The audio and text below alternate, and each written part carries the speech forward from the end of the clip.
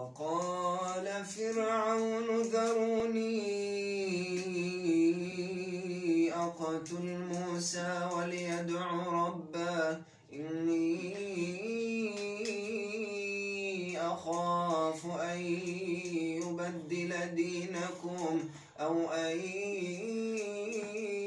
يظهر في الأرض الفساد. وقال موسى إني عذت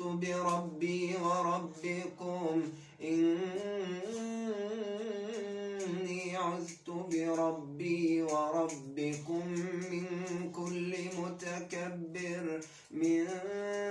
كل متكبر لا يؤمن بيوم الحساب. وقال رجل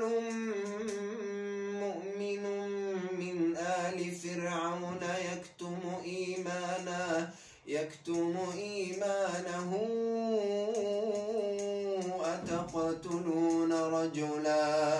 أتقتلون رجلا أن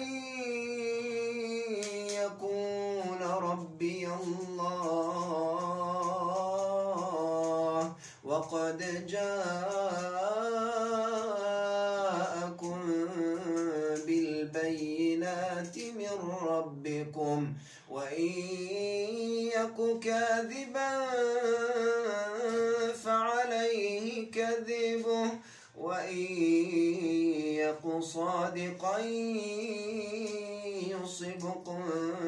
بعض الذي يعدكم إن الله لا يهدي من هو مسرف